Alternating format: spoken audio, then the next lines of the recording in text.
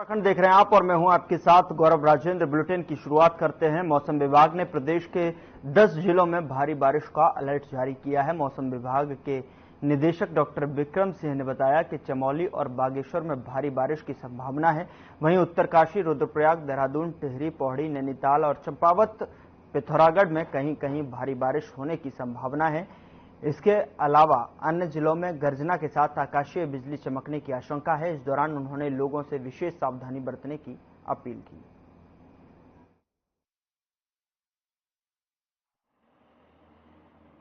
कहीं जो लोग हैं आवागमन कर रहे हैं वो बहुत सावधानी रखें।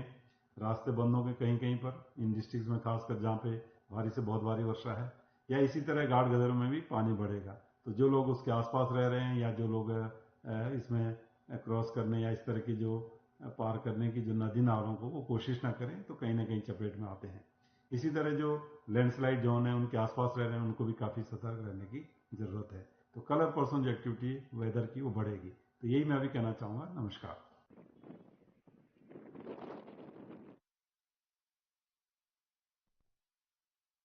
उधर बद्रीनाथ हाईवे कर्णप्रयाग में उमा महाश्वर आश्रम के पास मार्ग बाधित हुआ है। पहाड़ी से मलबा आने से मार्ग बाधित हुआ है। गौचर के समीप कमेड़ा में भी बद्रीनाथ हाईवे पहाड़ी से आए मलबे से मार्ग अवरुद्ध हुआ। दोनों स्थानों पर मार्ग को खोलने का कार्य किया जा रहा है।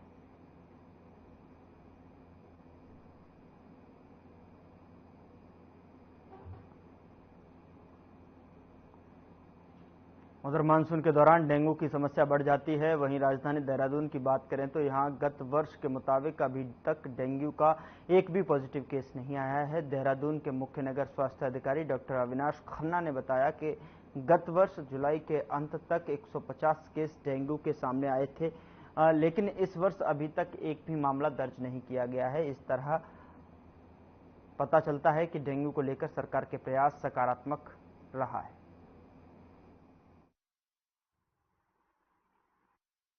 देखिए, गत वर्ष की भांति अगर हम यदि इसके कंपैरिजन करें तो पिछले वर्ष 2 जुलाई को पहला केस आया था और जुलाई अंत में लगभग 150 केसेस हो गए थे।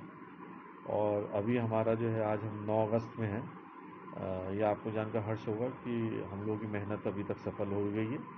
अभी तक डेंगू का हमारे देहरादून के अंदर 0 केसेस रिपोर्टेड हैं तथा अन्य अस्पतालों में भी जैसे मालूम किया गया है, जाके भी देखा गया है निरीक्षण के दौरान कि अभी बुखार के भी केसेस 0 हैं हमारे यहाँ पे रिपोर्टेड। तो इसका मतलब है कि अभी हम लोग काफ़ी अच्छे तरीके से अभी तक इस स्थिति को हम लोग जो है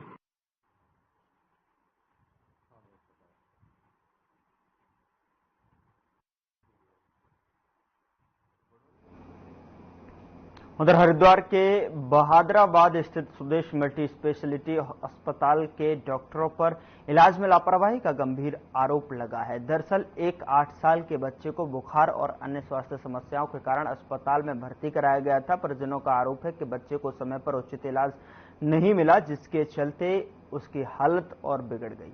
इतना ही नहीं, जब बच्चे की हालत गंभीर हो गई तो डॉक्टर उसे किसी अन्य अस्पताल में रेफर करने की सलाह देने लगे, जिससे परिजन काफी नाराज हो गए और इसके बाद स्थानीय ग्रामीणों ने अस्पताल में पहुंचकर हंगामा किया। मामले की सूचना मिलते ही बहादुराबाद पुलिस मौके पर पहुंची और स्थिति को नियंत्रित करने की कोशिश की। फिलहाल पुलिस ने मामले की जांच शुरू कर दी है।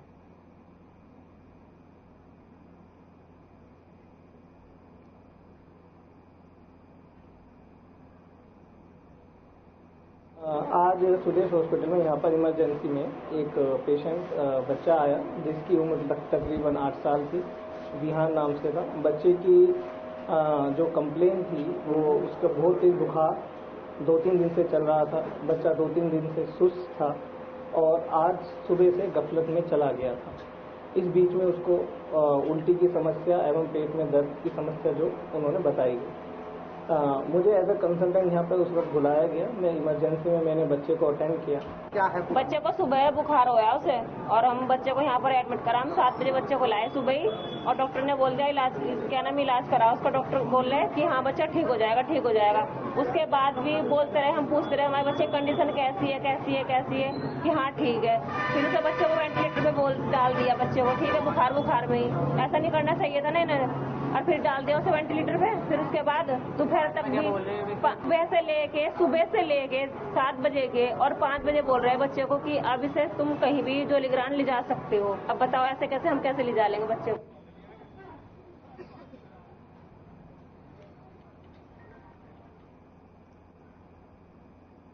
उधर खेल मंत्री रेखा आर्य ने देहरादून स्थित एक निजी होटल में para Olympic association of Uttarakhand की तरफ से आयोजित कार्यक्रम में शिरकत की। इस दौरान उन्होंने उत्तराखंड पैरालंपिक वॉलीबॉल खिलाड़ियों को राष्ट्रीय प्रतियोगिता में उत्कृष्ट प्रदर्शन पर सम्मानित किया गया। साथ ही उन्होंने सभी के साथ अभ्यास मैच भी खेला। खेल मंत्री रेखा आर्य ने कहा कि निश्चित ही हमारे पैरालंपिक खिलाड़ियों ने अपने खेल के जरिए अन्य लोगों को भी प्रेरित करने का कार्य किया है। उन्होंने कहा कि आज केंद्र और राज्य सरकार प्रधानमंत्री नरेंद्र मोदी के नेतृत्व में कुशल मार्गदर्शन में हमारे खिलाड़ियों को बेहतर सुविधाएं देने के लिए प्रतिबद्ध है।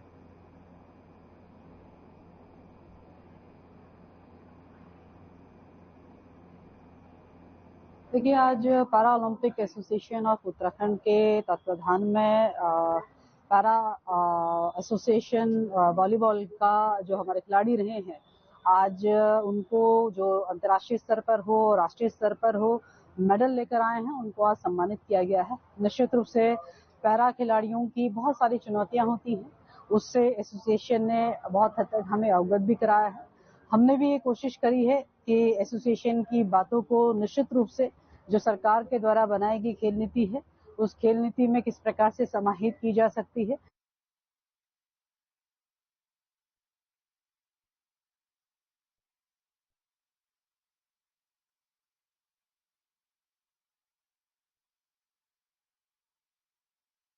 बीजेपी महिला मोर्चा के साथ युवा मोर्चा के पदाधिकारी और कार्यकर्ता शामिल हो रहे हैं। बता दें कि 14 अगस्त तक बीजेपी पूरे प्रदेश में तिरंगा यात्रा निकालेगी, जिसमें पदयात्रा, बाइक रैली भी निकाली जाएगी। इसको लेकर बीजेपी प्रदेश प्रवक्ता विनोद सुयाल का कहना है कि तिरंगा यात्रा को लेकर पार्टी की तैयारियां पूरी हो चुकी हैं।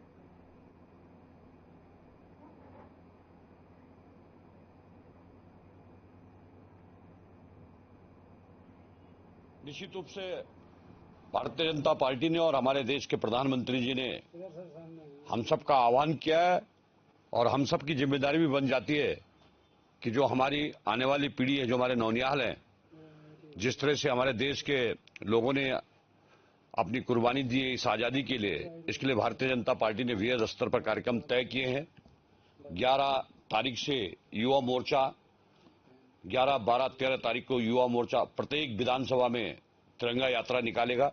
उसके अलावा अन्य मोर्चे और पार्टी के सभी पदाधिकारी इस यात्रा में सम्मिलित रहेंगे।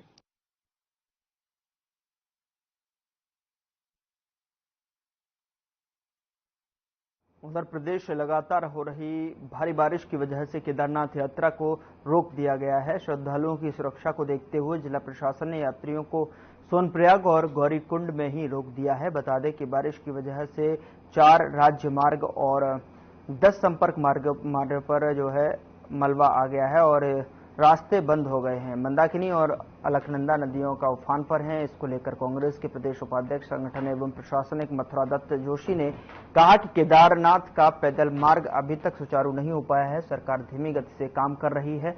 उन्होंने साथ ही बड़ा सवाल खड़े करते हुए कहा कि सरकार नहीं चाहती कि वहां पर असहाय लोग, गरीब लोग केदारनाथ यात्रा पर जाएं।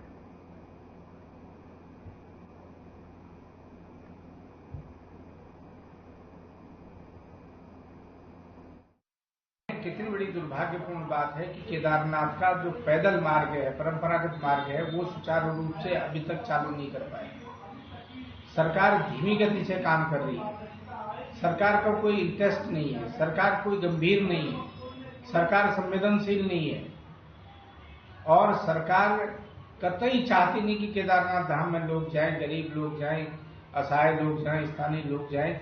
जब आप 10 दिन में एक रास्ता साफ नहीं कर सकते हो, चलने लायक नहीं बना सकते हो, मैं समझता हूं कि सरकार को कोई नैतिक अधिकार नहीं है कि केदारनाथ की बात है।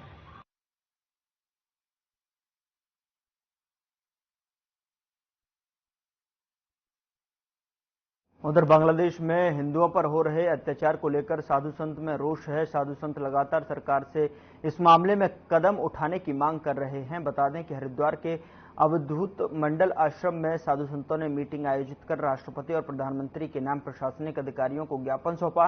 तो वहीं संतों की मीटिंग में अखाड़ा परिषद के अध्यक्ष महंत रविंद्र पुरी, मंत्री राजेंद्र दास समेत तमाम अखाड़ों के महामंडलेश्वर और सभी संत मौजूद रहे। संतों ने कहा कि बांग्लादेश में तख्ता पलट होने के बाद वहां के हिंदुओं के ऊपर अत्याचार किया जा रहा है। इसके लिए भारत सरकार को कदम उठाकर बांग्लादेशी हिंदुओं की रक्षा करनी चाहिए। वहीं संतों ने बांग्लादेश के 2 करोड़ हिंदुओं के लिए अलग देश बनाने की मांग की।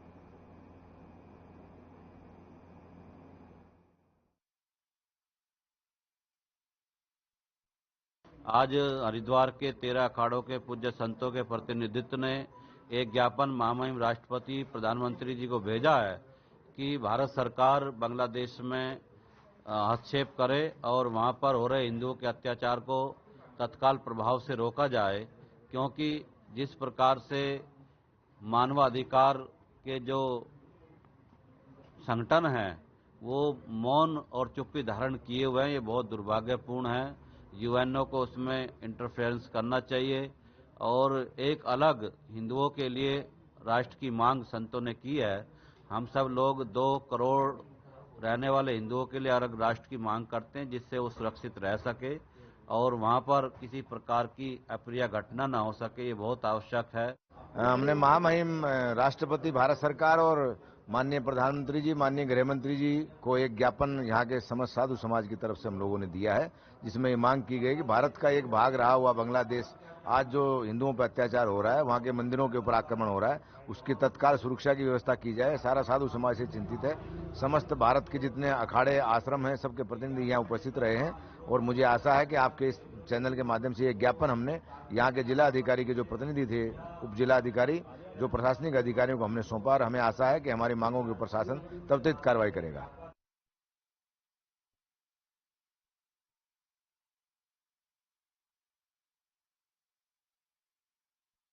उधर ऋषिकेश के आवास विकास स्थित विद्या मंदिर इंटर कॉलेज में विज्ञापन और गणित की प्रदर्शनी लगाई गई, जिसमें संकुल स्तर के विद्यालयों से 268 छात्रों ने हिस्सा लिया। प्रदर्शनी का शुभारंभ कॉलेज के प्रधानाचार्य उमाकांत पंत और संकुल प्रमुख लोकेंद्र अंथवाल ने दीप प्रज्वलित करके किया। प्रदर्शनी में छात्रों ने अपने हुनर का प्रदर्शन कर अध्यापकों का दिल जीत लिया।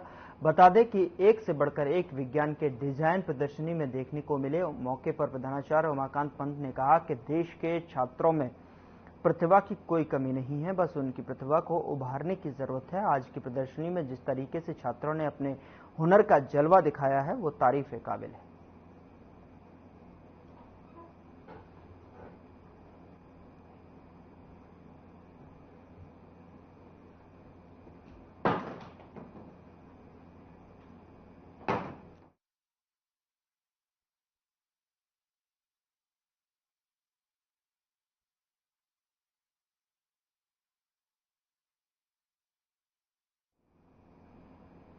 उधर अल्मोड़ा जिले के विकास खंड के मोहान रेंज कार्यालय के पास जंगली हाथी ने सफारी स्वागत गेट पर बने शौचालय को तोड़ डाला। वन क्षेत्राधिकारी मोहन गंगा शरण ने बताया कि स्वागत गेट के पास हाथी ने नुकसान किया था।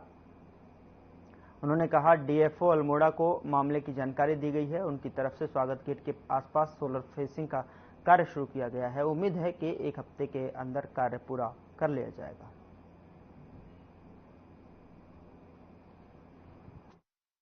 ये जो स्वागत द्वार गेट बनाया था, एंट्री गेट, तो हाथियों द्वारा नुकसान कर दिया गया था। तो अभी इसमें हल्का नुकसान हुआ था, लेकिन प्रिवेंटिव मेजर लेते हुए देखो महोदय को जानकारी दी गई। उन्होंने तुरंत एक्शन लेते हुए अभी सोलर फेंसिंग के लिए काम शुरू करवा दिया है और संभवतः 1 हफ्ते में कार्य पूर्ण हो जाएगा, सुरक्षित हो जाएगा।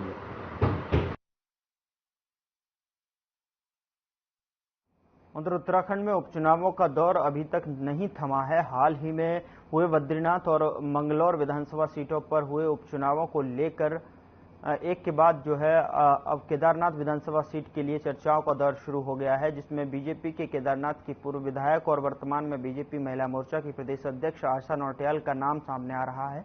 आपको बता दें कि भाजपा से पूर्व विधायक शैली रानी रावत के लंबी बीमारी के चलते निधन के बाद केदारनाथ विधानसभा जो सीट है खाली हो गई, जिसके बाद भाजपा से अब आशा नौटियाल को टिकट दिया जा सकता है। देखिए, मैं पार्टी की कार्यकर्ता हूं और 90 के दशक से हम लोग पार्टी के लिए काम कर रहे हैं। भारतीय जनता पार्टी को आगे बढ़ाने का हम सब ने मिलकर काम किया है। तो निश्चित तौर पर मुझे लगता है कि केदारनाथ जो उपचुनाव अभी होने वाले हैं उसमें पार्टी का निर्णय सर्वोपरि होगा और जो पार्टी का निर्णय होगा उस पर सब मिलके काम करेंगे।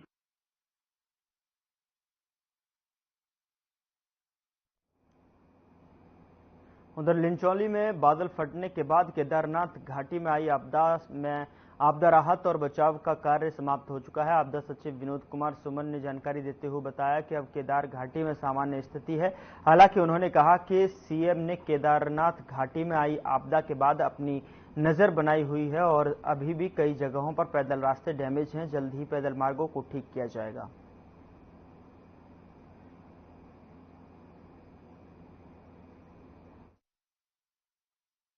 माननीय मुख्यमंत्री जी द्वारा लगातार स्थिति पर नजर बनाए रखी गई है और उनके द्वारा निर्देश दिए गए थे कि हवाई यात्रा तत्काल शुरू की जाए। उसके क्रम में हवाई यात्रा शुरू करने के निर्देश के क्रम में यात्रा शुरू की जा चुकी है। जहां तक सड़क मार्ग से पैदल यात्रा का प्रश्न है, उसके लिए रास्ता खोलने की कार्रवाई की जा रही है।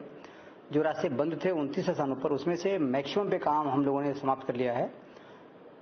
इक्का दुक्का स्थानों पे काम बचा हुआ है, उसको खोलने की कार्रवाई की जा रही है और उम्मीद करते हैं कि जो समय सीमा हमें दी गई थी 1 सप्ताह की, उसके अंतर्गत हम यात्रा प्रारंभ करने की में सफल हो सकते हैं।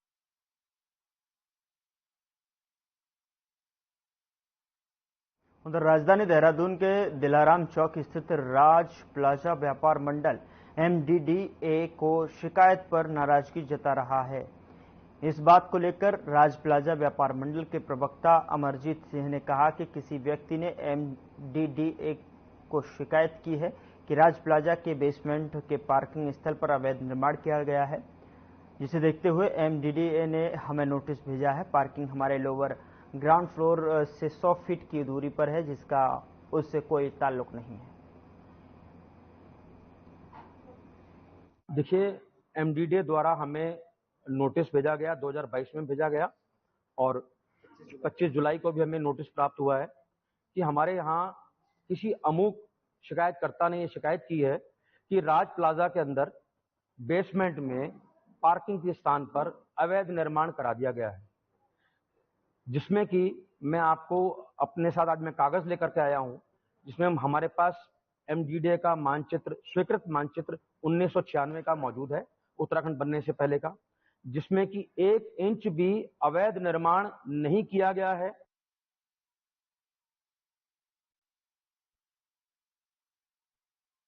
राष्ट्रीय अध्यक्ष मल्लिकार्जुन खड़गे, पूर्व अध्यक्ष राहुल गांधी उत्तराखंड दौरे पर आ रहे हैं। प्रदेश कांग्रेस अध्यक्ष करण माहरा ने बताया कि प्रदेश में कांग्रेस को मजबूत करने और कांग्रेसी कार्यकर्ताओं में उत्साह का संचार हो रहा है। कांग्रेस के राष्ट्रीय अध्यक्ष मल्लिकार्जुन खड़गे और राहुल गांधी उत्तराखंड पहुंच रहे हैं। देखिए, अभी डेट फिक्स नहीं है। मेरे को अभी यहाँ आने से पहले ही पता चला है, जानकारी दी गई है 20 सितंबर से पहले कोई डेट फिक्स हो जाएगी और राहुल गांधी जी और आदरणीय खड़गे जी उसमें पब्लिक रैली में सम्मिलित होंगे।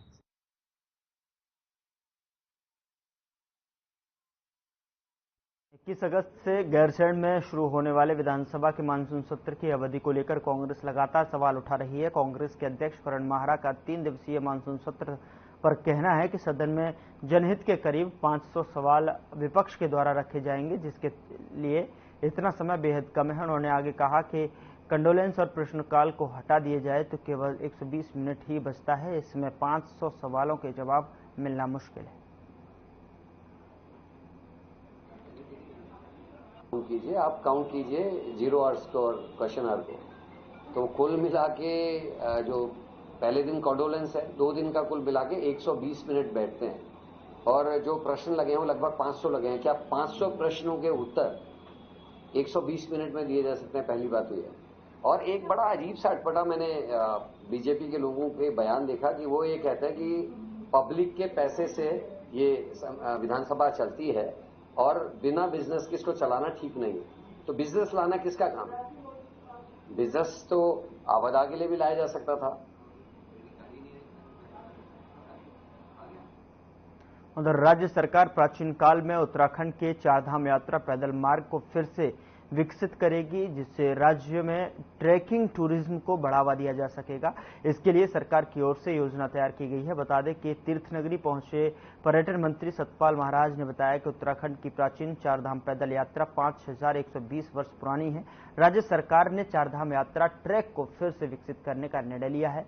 योजना के तहत मार्ग में पड़ने वाली चट्टियों और पड़ावों की तलाश का कार्य शुरू किया जा चुका है। इस योजना के क्रियान्वयन से प्राचीन मार्ग पर पड़ने वाले पर्यटक और तीर्थ स्थल, मठ, मंदिर फिर से आबाद होंगे, जिससे राज्य में देशी विदेशी सैलानियों की आमद और अधिक बढ़ जाएगी। ये कदम राज्य में स्वरोजगार और पलायन को रोकने में काफी हद तक मददगार साबित होगा। इसके अलावा उन्होंने बद्रीनाथ और केदारनाथ के मध्य रावल ट्रैक, नीति माड़ा ट्रैक आदि ट्रैकों को भी खोलने का योजना तैयार करने की बात कही।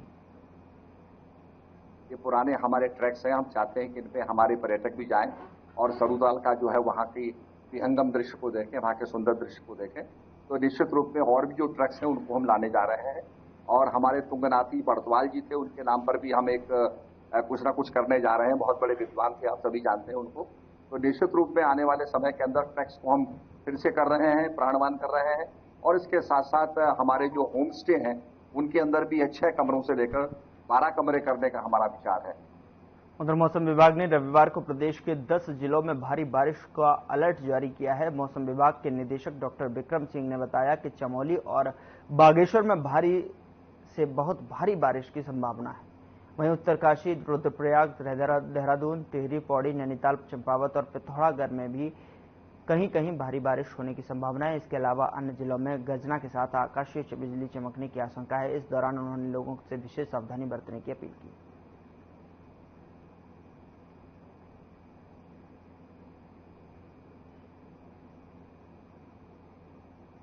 कहीं जो लोग हैं आवागमन कर रहे हैं वो बहुत सावधानी रखें।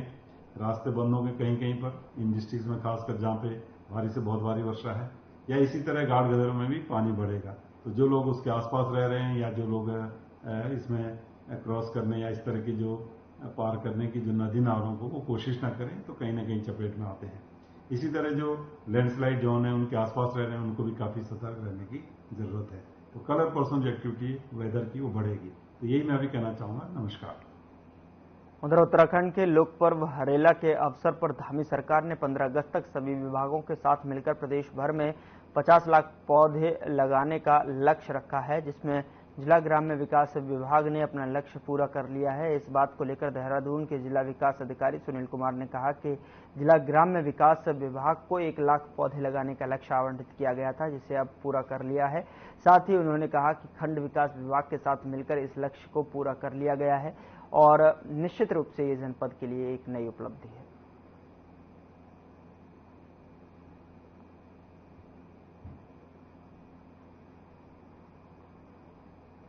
फिलहाल बुलेटिन में इतना ही। नमस्कार।